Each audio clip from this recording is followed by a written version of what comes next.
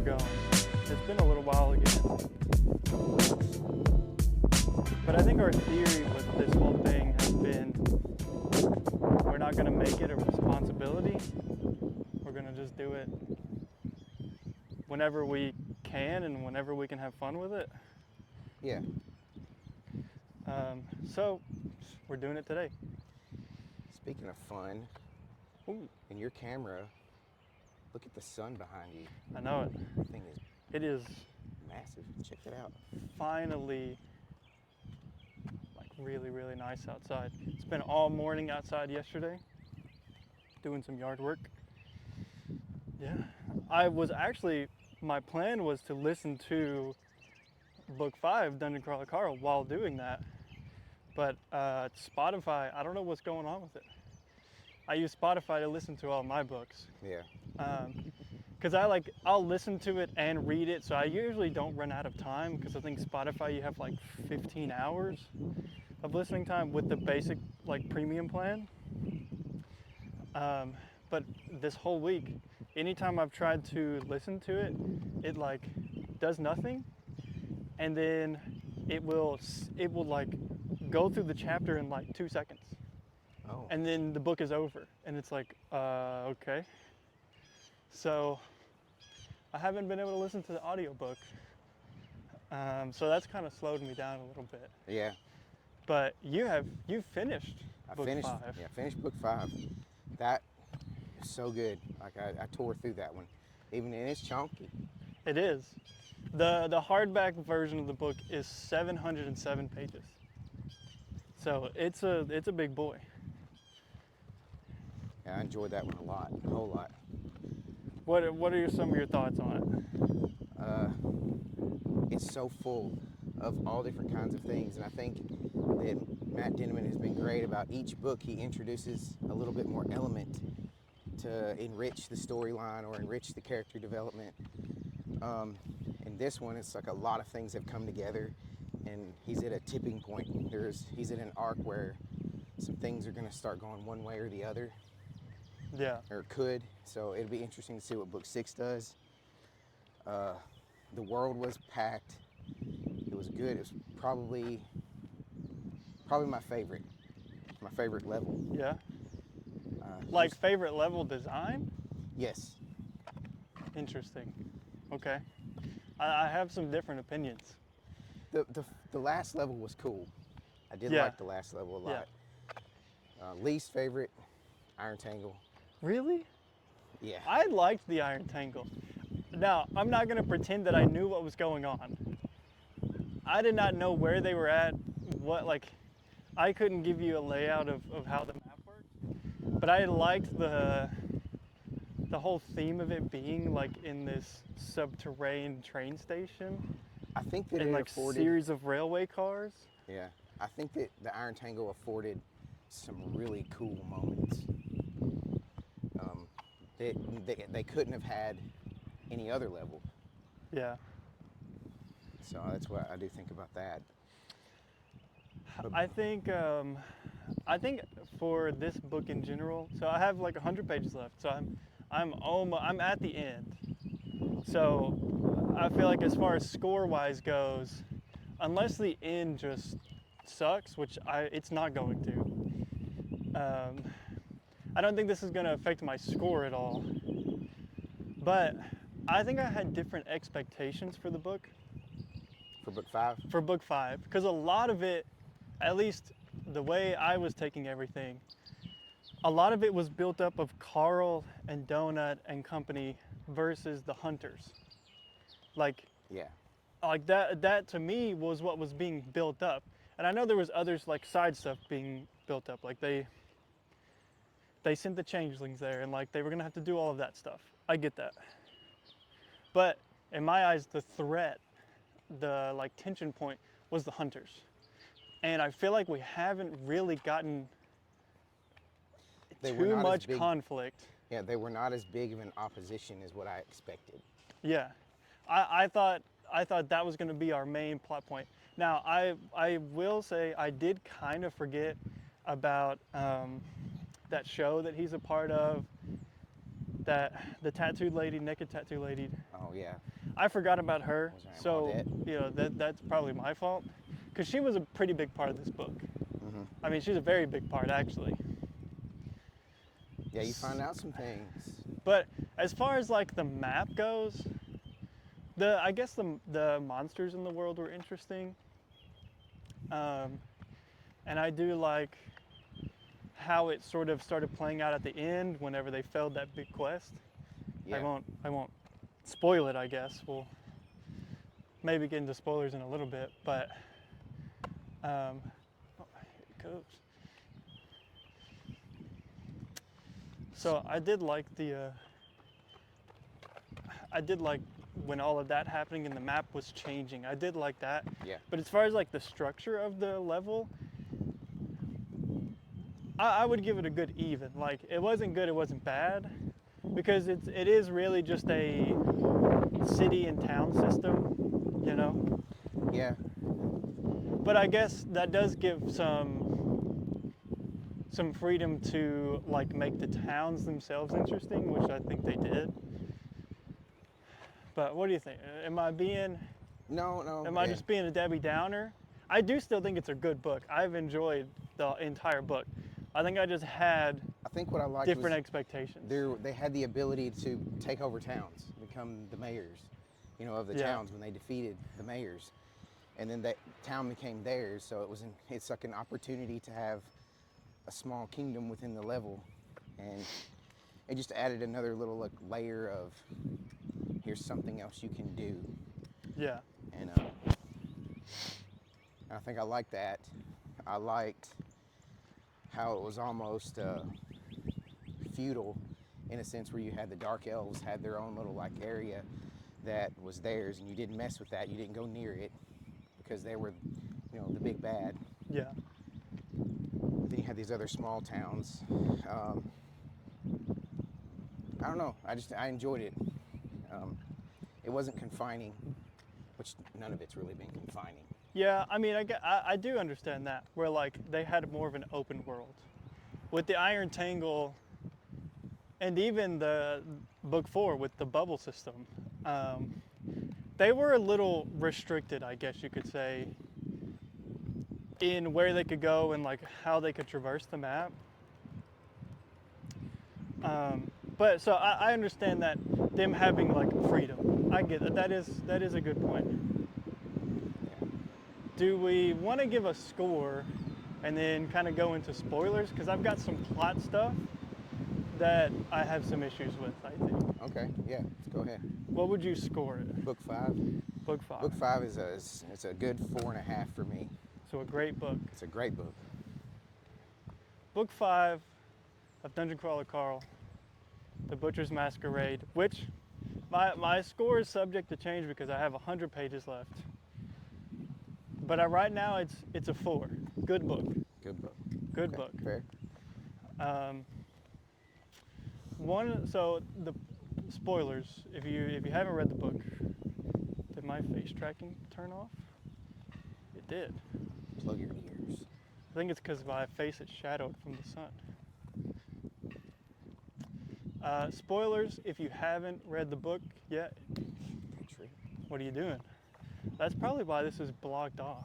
We could die right now. Nah. Mother Nature, take us Please.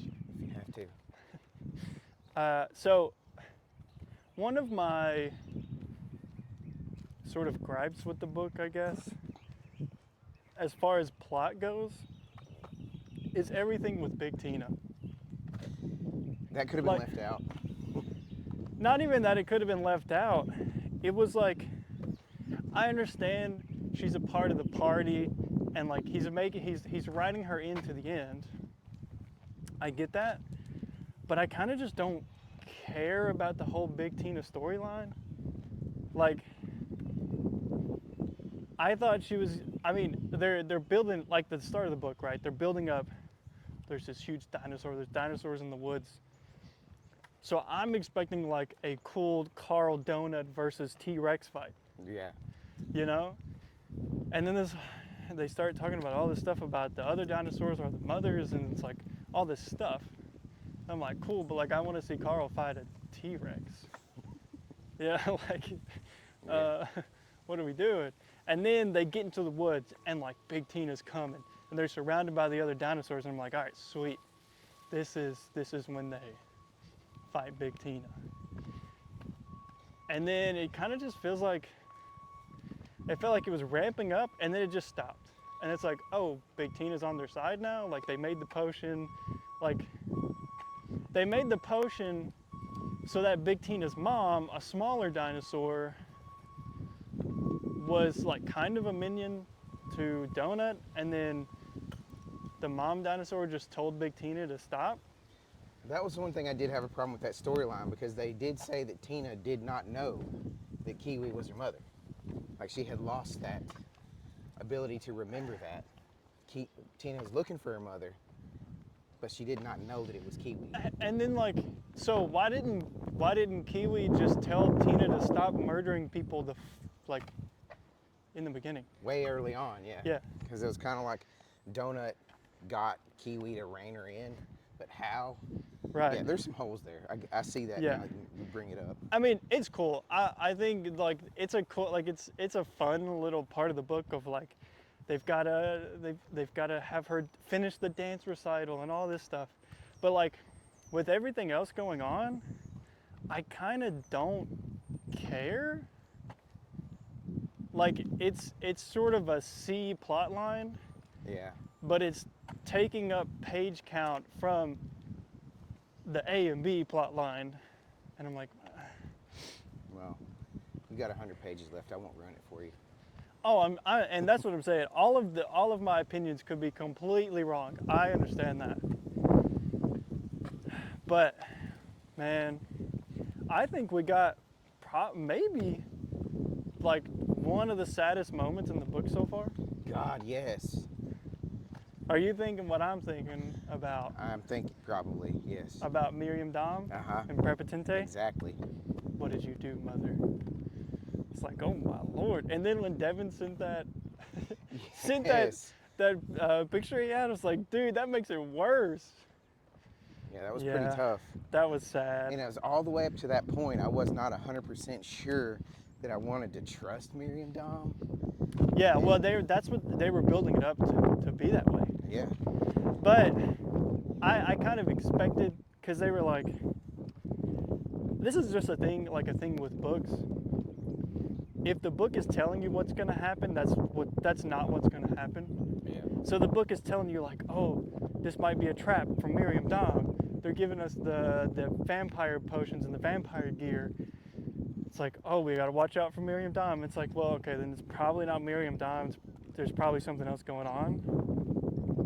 So I wasn't really fooled by that, but I did enjoy that part. That was really sad. I think it has helped elevate Prepotente's character. I have really started to enjoy his character. And at first, the screams where he was, Yeah. would annoy me. Yeah. And now I like it. I'm like, this would be a good moment for a Prepotente holler. Well, and Prepotente kind of goes like God mode. He does, You know, absolutely. Miriam Dom dies. Yeah, I'm excited about the potential. Don't let me down, Matt Denneman, but I'm excited about the potential for some like really crazy God level battle scenes involving Prepotente. Yeah. And I don't really what is Prepotente's class? What is his like thing? Because Is he a cleric? in the previous books, and it may be revealed at the end of this one, but in the previous books, we don't get a whole lot of page time with Prepotente and Miriam Dom, but there's a lot of talk about them like applying debuffs and waiting out these like big enemies to get a ton of XP. Mm-hmm. So I guess we don't exactly know what his, in the moment, what his like, But then he goes, what he can really do. I think you can go look on the like leaderboards and see what his class is. probably. Yeah, I'm sure it says his class somewhere in the books so far, but I don't know off the top of my head. He's some kind of a spellcaster. But what he does after that is just Yeah, just riding around on his other goat that's turned into like, what is the other goat been turned into? Like a flying big demon dragon. goat? It's almost like a dragon-like creature. Oh. Yeah, just flying around, killing the, not the brambles, the creatures that got Yeah. unleashed.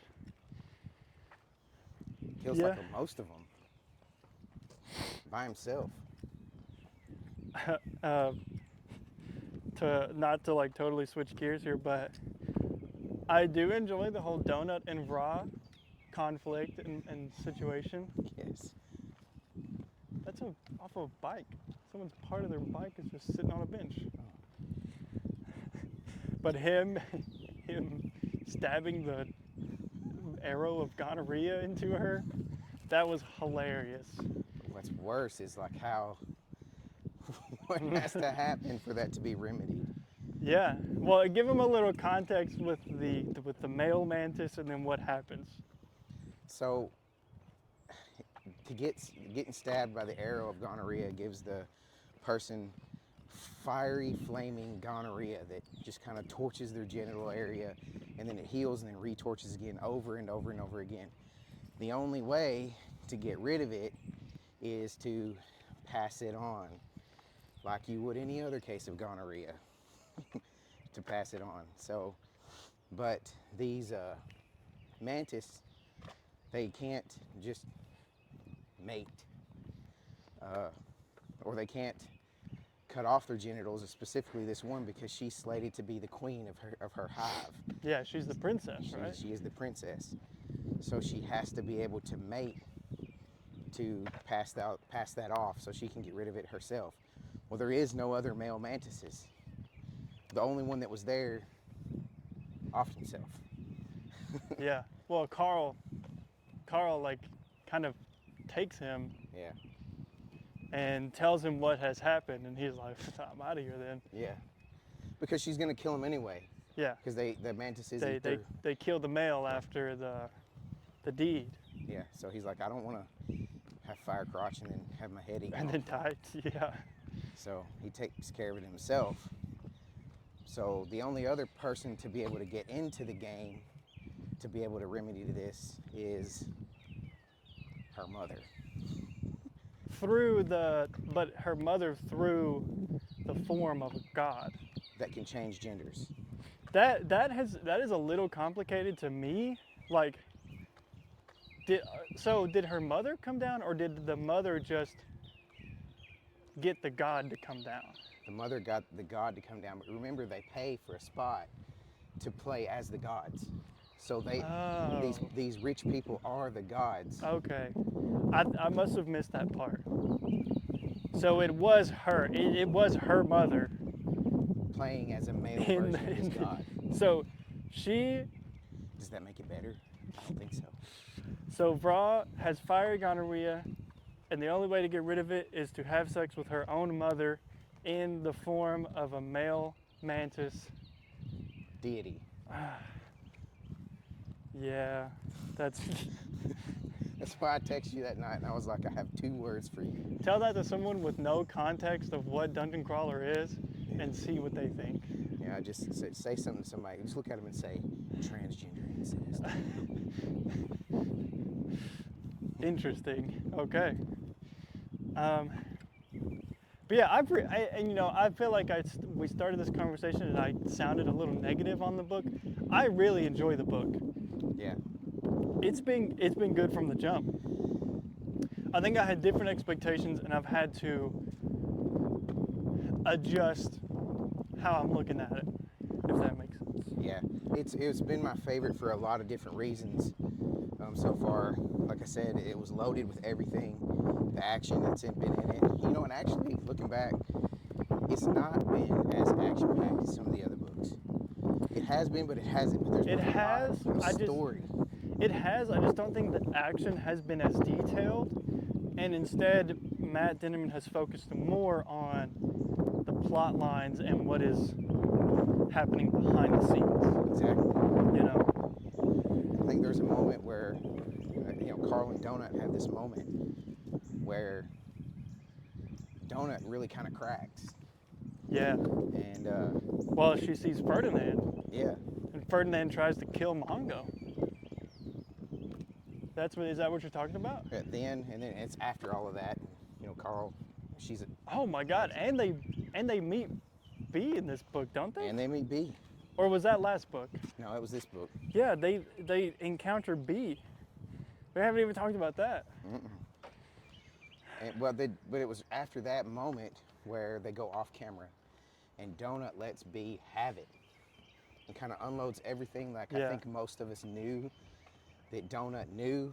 She just wasn't acknowledging that B was actually a trash person. But yeah, Donut. She does kind of unload. And, you know, on the surface, it's like, oh, Carl's the stoic one, and he is like dealing with everything in his head, and he's keeping it calm and collected so he can take care of everybody else. But really, you see that Donut's kind of been doing that too. Yeah. Yeah, and she intentionally makes it to where they they don't give that to the audience. Yeah. You got to remember, everything that's happening while you're reading is being watched like a TV show, Yeah. and by viewers. And so she wants to make sure that the audience don't get that part of her. And I'm like, whereas Carl wears his heart on his sleeve. Yeah. And she is for sure, Donut is for sure playing the social media game. Absolutely. Like, to the fans of the show in the books, like, she's this like wild card, you know, crazy, like cute little cat that does all these cool spells. But then in those moments when it, like seeing B or seeing Ferdinand and Mongo almost dying and all of that stuff, it's like, oh man, Donut's got some real personality there. Like, it was, the whole thing with Mongo was sad. Yeah. It was very gratifying to see the Carl and B interaction, because, I mean, we've known that like B was cheating on him, all of this stuff, and then in the last book you get to see sort of some behind the scenes of like what is going on planet Earth, which was cool, and you see like this guy that she cheated on, Carl, who is like, you know, Carl is Carl, like he is running the show. He is the man right now. Right. And she cheated on him with this like total loser, like Chad. coward. He's a Chad. Yeah, he's a Chad and a coward. So it was like very satisfying to see Carl get his closure as well. Yeah. Of like, he wasn't even angry. He wasn't sad. He wasn't like, you know, super pissed off. He was kind of just like, I'm glad you're alive. And he kind of just like left it at that. But he knew all along that B was gonna get rid of Donut. Like he knew that. Yeah. And he never would say it because he wanted And to spare Donut knew that too. We didn't know that Donut knew that, but she knew it all along. Yeah. Yeah. And lets her have it. That's what we've been saying in all these dungeon crawler videos. It's like, on the surface, this is a goofy, you know, just like action sci-fi book, but Oh, there's so much more to it. there's some real emotion and drama in there. Mm-hmm. Now, yes, we're talking about a guy and his talking cat, but like, you get the context of the book and you read hundreds and hundreds of pages with these characters, like, yeah, it's gonna, you know, you get connected to these characters. You do. So it gets pretty sad. You know, you take away all of the crazy sci-fi element and fantasy and stuff like that. You know, people deal with this thing really. Yeah. So there's a lot of relation you can put into that. And at the end of the day, it's a story about a man and his pet, which is like pretty much become his best friend, Oh yeah. trying to survive. Well, he tells him, he's like, you know, even Mongo laying in his lap. He's at the end of, I think it was the end of, I can't remember if it was the end of Iron Tangle or the end of book 4. But he tells him like, this is my family. Yeah.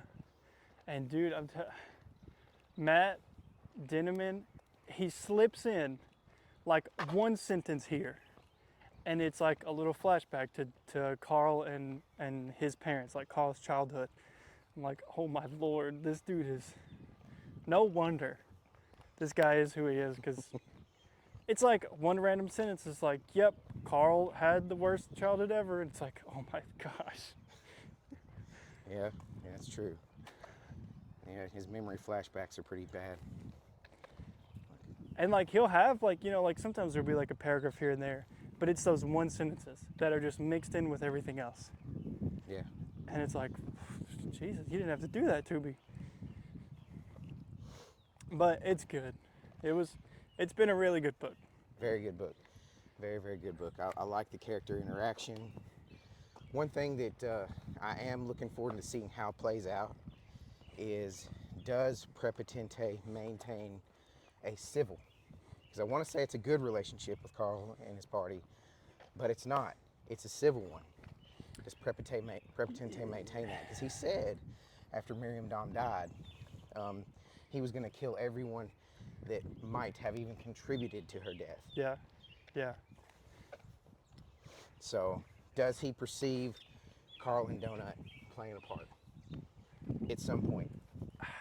And I mean, maybe. I feel like if he does, there's going to be a conflict there, but no one's going to die out of it. I guess I should say. Like, I don't think Carl and Donut are going to kill Prepotente, or Prepotente is going to kill one of them. Yeah, I hope not anyway. They might have a conflict and a fight over it. Mm-hmm. But it might come to blows, but I don't think it's going to end in death, I guess. Yeah. Matt Dinniman, please do not Pierce Brown us. Oh, God. Please don't. Please don't have a habit death.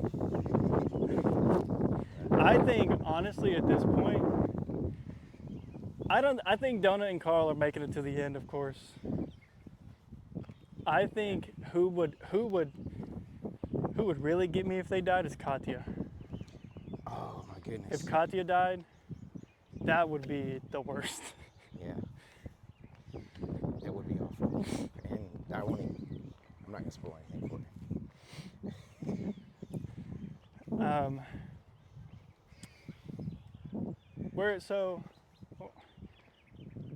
Do you want to kind of give them a little rating, like from worst to best or best to worst, however you want to do it?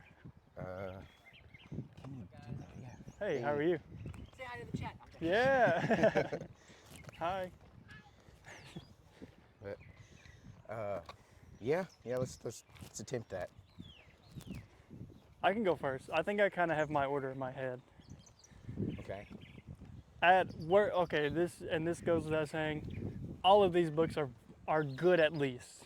Yes, I can't rate any book Most below are, a 4. yeah. Pretty much no book is below a 4. 2, okay, so my worst one might be a 3.5. I would put at the bottom at 3.5, book 2 of Dungeon Crawl and Carl. Not that it was bad, I'm putting it at above average. The book just kind of, when you're looking at all the others, it's kind of unremarkable. You know? I mean, what do you really remember about it? I remember. The only thing I remember is there's a circus. You meet the tattooed lady. Donut almost dies, but she has cockroach. I mean, you know, yeah.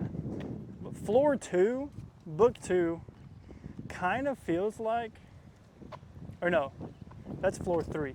Book 2 kind of feels like a miniature version of floor 6, because you had the town system and the city system. Yeah. But instead, in this one where they went all around the map, they kind of stuck in one town. So, Well, that's true. so I would put book 2 at the bottom, and then everything from here on out is at least a 4. I would put book 1, and then I would put, I think I'm putting book 5 in the middle Yeah, for see, me. I'm the same there. And then I would go Iron Tangle, and then I would put the Gate of the Pharaoh Gods. Gate of the Pharaoh Gods so far has been the most interesting but also easy to understand level. I liked the whole thing with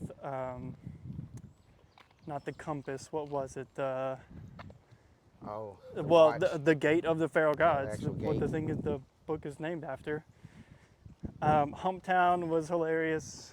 Like all the enemies they fought were fun. They got the flying house. They met new characters in that one. Katya really comes into her own in that book. Yes. So I really, and they had the whole thing with oh, what's her name, from the first book that they tried to kill him. She hasn't really come up in this book yet. First book. Remember, she becomes one of those little parasite things and gets into the head of Yeah. the dude, and then they, Oh, what's his face's wife? yeah.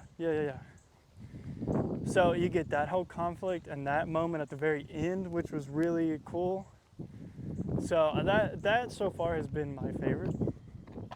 But what is your order of the Dungeon Crawler books? So I'm gonna say, starting at the top, I won't rate anything less than a 4.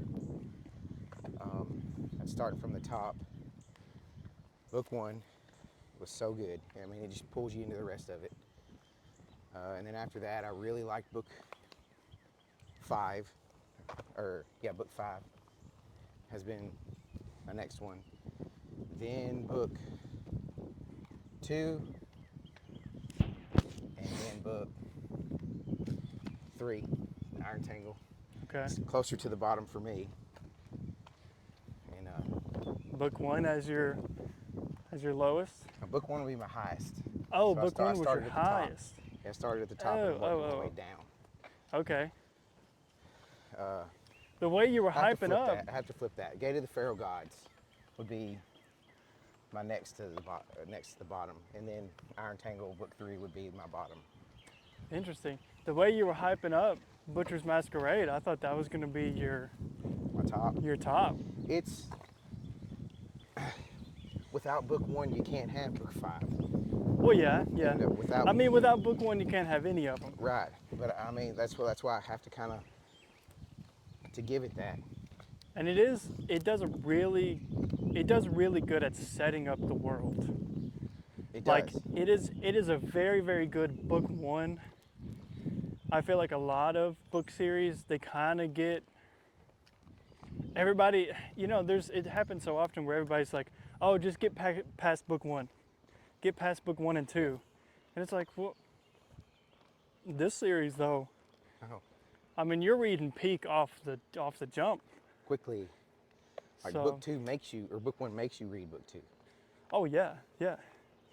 And I think what has made the series so addictive to read is like, not only does Matt do a great job of plotting out the stories, and like he always leaves you like wondering what's next, but then on top of that you've got the whole level system. So the world is always changing in the game, and then you've got the mystery of like what's the world like outside of the game, and you've got these behind the scene plot lines of like all this stuff, like in this book with Donut and Zev having their secret conversations to like she had a play in the game being bought by a different company. She had a play in that, which is like kind of goes unexplained. She just looks at Carl and says like, trust me, I've got this. Right, and Carl it's like- struggles with that. It's like, what? So yeah, it's gonna be a top, it's gonna be one of my favorite series of all time. Oh, it will. Yeah. And we're not even done with it. No, really, halfway. We're halfway. I think Matt Dinneman said that he plans for 10 books. With book 8 coming out in May. Yep. So. Man, so we got, in May, Yeah. got some reading to do. Yeah. If you want to, be able to get that right when it comes out and then read it, still got 6 and 7 to start getting through. Yeah, and they're both chunks too. I think we'll give a little teaser. I think after I finish this, I'm gonna read Brigands and Bread Knives. Okay. Next book by Lewis Kalm. No, what's his name? I don't know. Not Lewis Kalman. That's a Blade Through Time. Well, the Legends and Latte series, the next book in that series. So I'll do that, and then I'll probably jump back into Dungeon Crawler. Yeah. Yeah, I'm doing a little palate cleanser myself. I had said previously that I used to read horror, so I've started, since I finished book 5, I've started a book called Sanguine Summer. I can't remember who the author was off the top of my head. It came off of a TikTok recommendation. But it's about 3 people's lives that converge at a roadside hotel in rural Tennessee. And there's a mystery guest also at the hotel who may be a creature of the night. Ooh. We'll see how it goes. Yeah. I haven't strayed yet from fantasy or sci-fi. I haven't read any of that, but I'm sure it's good. It's short. So I've been interested in like survival stories, of like whether nonfiction or fiction, but like someone getting lost on a trail or whatever, and their story of how they survived or how they didn't. I've got a few on my TBR that are kind of like survival stories in post-apocalyptic style worlds that I'm Yeah, gonna try to tackle. like I've been interested in reading The Road, Cormac McCarthy. Yeah. So who knows? Maybe like reading one of those is my palate cleanser. But let's see how far we've gone. 1.5 miles. Oh wow. But probably farther than that because I didn't start it. This was my watch like auto starting it, and I always think it's a little delayed. Right. But And we walked a bit before we ever started. yeah. So we're nearing the end. What are you reading, watching, playing? Reading Sanguine Summer, watching Paradise Season 2. Phenomenal. It's on Hulu. Go check that out. Playing. Still into Arc Raiders, but also have been drugged into the world of Overwatch. Oh yeah. It's Logan's fault. That might be my fault. Yeah, Logan's fault. Well, and it's so good because we have a full squad. Once everybody can get on, so it's a lot of fun. Yeah, Reading. I'm enjoying that. I'm finishing up The Butcher's Masquerade, last 100 pages. Almost there. I've just been busy. I started watching Outer Range, which you've already watched. It's so good. It's so good. Dude, I can't remember the last time a show grabbed me like that. Of like, I had to watch the next episode. Mm-hmm. I had to know what was happening. So it's like a Western sci-fi, but not like super sci-fi. There's just like something happening that cannot be explained with our laws of reality. I don't know how else you say that. Like, I don't know. If you have, just watch it. It's good. Very good. I've also been playing Overwatch with the boys. So it's been a good time. It's been a good time. We have been getting our butt kicked though because, I'm not very good. well, you had never played. No, I've never played it. And also when you queue up as a full team, the game tries to queue you up against other teams or at least other like people in pairs or sets of threes. Yeah. So Skill based. Well, yes and no. They try and queue you against other teams, but then they also try and match the skill level, but sometimes that's not possible. So sometimes we get smoked, sometimes we smoke them, sometimes it's a good fight. Yeah. But that's how it goes. Well, we've walked almost 2 miles. It's nice and sunny here. Oh yeah. So what's your excuse? What are you doing? Sitting Get on up, the couch. bro. Get up and like, dude, I'm telling you, walking and reading. Whether you listen to the audiobook or if you get on a nice trail like we're on now, physically read it. That's the move. Yep. Just get after it. I heard something the other day. I keep saying it to people. Is nobody wants to be you while you're doing the work, but everybody wants to be you when you've got the reward. Oh. Keep saying it, and it keeps ringing in my head. I'm like, Yeah. There you go. And I mean, something like getting outside, it's amazing what it would do, what it does for your mental health too. Oh, You know, for sure. especially like right now, it's like 60 something degrees. The sun is shining. It's so nice out here. So, And now I gotta go to work. ooh, I don't, loser. I don't, but I have to go home and do work. So, Somebody's gotta lose. yeah, somebody's got to lose every time. So, all right, we're out of here. Peace.